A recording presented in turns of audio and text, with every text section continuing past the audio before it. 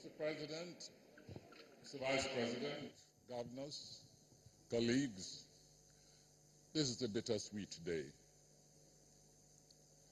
I should perhaps begin by saying that I am delighted to be able to be here to participate in this ceremony.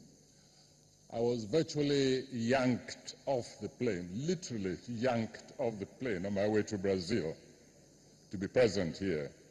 And I'm sure the conspirators succeeded, because if I had heard about what happened here and what I've listened to, I really would have knocked myself on the head.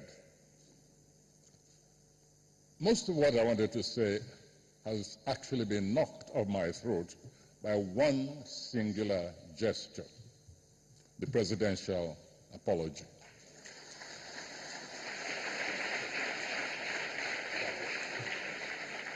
It's a dimension which I did not expect from today's ceremonies, and I had a lot to say.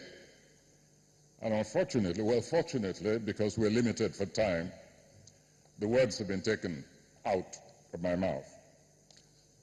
However, I would like to make a request, Mr. President, since we're honoring heroes of democracy today. I'd like to make a request that you manage to stop creating confusion in the minds of Nigerians. It is not possible to honor MKO Abiola in one breath and then admire his tormentor in another breath. Loyalty is all very well, but loyalty can become perverse if that loyalty is retained to an individual who, if he were alive today, would be before the International Court of Crimes Against Humanity. One who broke the laws of Nigeria, who broke international law, pauperized this nation, committed crimes against humanity. It is confusing if loyalty, professional loyalty, is carried so far as to be accorded such an individual. We had a private conversation, thank you so much for that privilege, some time ago. And remember, one of the things which I mentioned to you was this. I said, you're fighting corruption. How come it that a notorious corrupt ruler is honored by one of the most important avenues in the capital, Abuja, whereas individuals like the martyrs of the struggle, the philanthropists of the nation, have not been honored? The answer which you gave to me was not too satisfactory, but I let it pass. Today, perhaps, is also a day to inaugurate our Hall of Shame, so that we have a Hall of Heroes on one hand, we also have a Hall of Shame as a lesson to future generations. But the apology has been most touching. On behalf of the Nigerian people, accept it.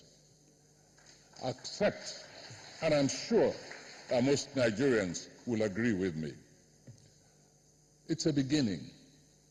I do not agree that this is closure to the events of June 12th. There are far too many traumatized individuals walking around the streets, pauperized individuals as a result of the policies and the attitude of one of the most brutal dictators that this nation, if not the most brutal, in fact, the most brutal dictator that this nation has ever known.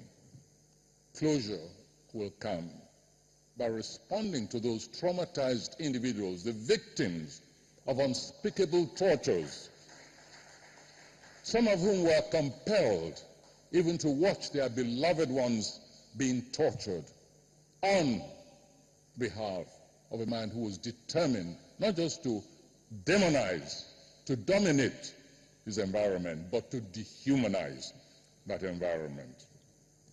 All that is left to me, because much has been said today, which has covered much of the grounds I wanted to cover.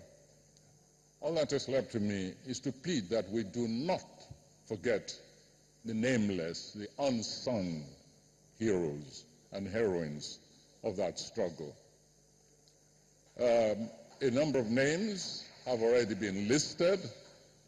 I would like to include, by the way, one of the pioneers, the instigators of the physical confrontation with that dictator, Comrade Ola Oni, who mobilized a number of young people and fought the goons and the slaves, the surrogates of that dictator, to a standstill in that propitiously named stadium in Ibadan, Liberty Stadium. But above all, I want us always to remember that individual whom we are principally celebrating today, the man who said, who reappeared and represented himself as a man who did not understand the word surrender, saying, "My name is Moshood Kashimawo Abiola. I'm back to reclaim my mandate." Thank you very much.